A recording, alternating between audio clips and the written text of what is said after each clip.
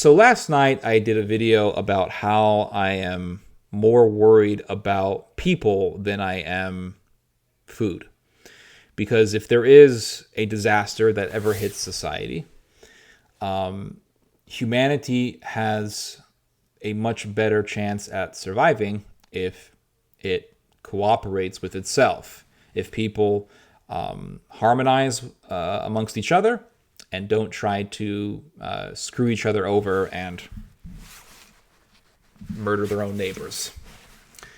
If people can work together and forage for food, finding wild plants, finding fruit, getting whatever they can gather, people will be fine for the most part. People will survive. The problem is not really food. It's not entirely food. The problem is people, because people will begin to pillage each other. They will begin to rob each other, murder each other, rape each other, loot each other, the whole thing. So it made me think about the fall of man in the Garden of Eden. Adam and Eve fell. And when they fell, God told Adam, Adam, your curse is that you must work the land. You must work to the sweat of your brow. And basically, the curse that was given to Adam, that was imposed upon Adam, and by extension the rest of us, is basically we have to become gardeners. We have to grow our own food. We have to work the fields. That is our curse. Our curse is labor. And for the woman, the curse is the pain of childbirth. To be honest with you, it's not really the heaviest punishment. These two things, they're not really the worst imaginable punishments that humans could get. It's not really so bad. And if us humans could just do those things, it really wouldn't be that bad. As long as we're nice to each other. If men are just working the fields and they're coming home, and women are having to endure through the pain of childbirth, it's not the worst thing. It really isn't. It's like, hey, Bob, hey, nice day working. Okay, see you later. Oh, and how's the wife? Oh, she's pregnant, about to give birth, and then she gives birth, and yes, there is a moment of pain or moments of pain. But once the child is out, then there is joy and there is happiness. It's not the worst punishment. What makes the reality of man's fall so horrendous is not the work, and it's not childbirth. It's the evil of people towards one another. It's the evil that human beings will inflict on one another. After the fall of mankind, you quickly had the first murder, Cain and Abel.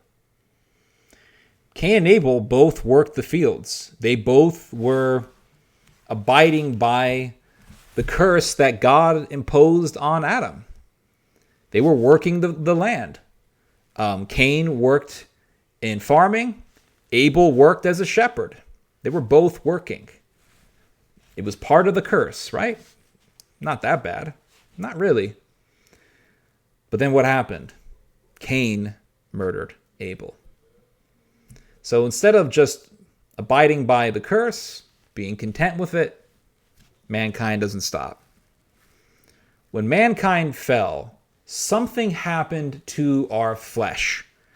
The book of Genesis says that the flesh of man became wicked. It became evil.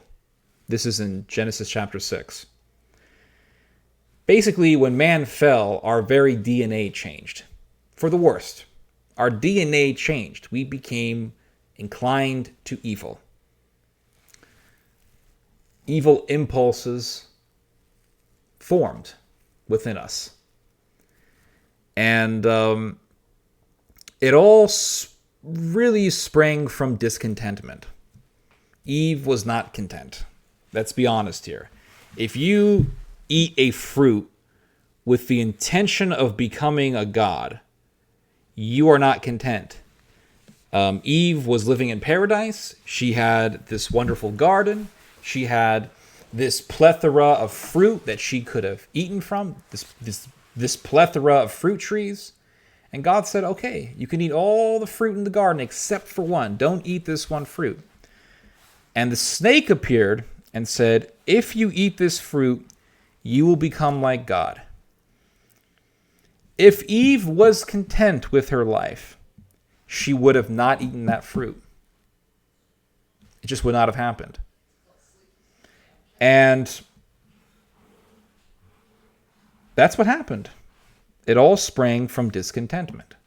So God gave us a punishment. God said, okay, man, you got to work the fields.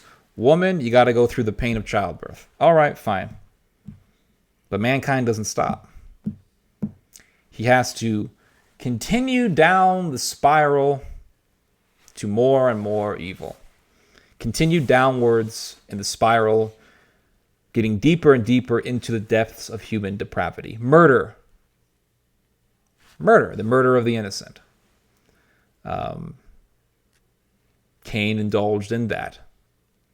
And then he had his own successors. He had his own descendants. And the Bible describes the family of Cain as wicked. You have the first polygamist coming out of the family of Cain. And also, the guy who's a polygamist, he's also a murderer.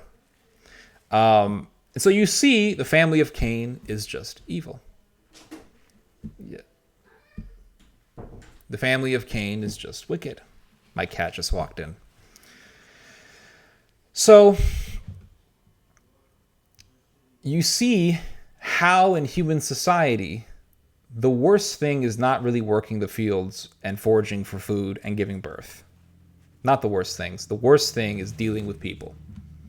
So if we were to be hit with a disaster and we have a crisis of food, if we are in harmony and if we are cooperative with each other, we have a much better chance of survival. Yes, there would be suffering, absolutely. But if people are working together and people are out foraging for food, they're still growing whatever crops they can grow. If there are crops for sale, crops and fruits that can be grown and they're for sale, people can purchase them, and we can continue on having a decent life. It'll be limited. It may not have the same conveniences as we are used to, but we'll survive. So if we are content with that first punishment that God imposed upon man, we're fine.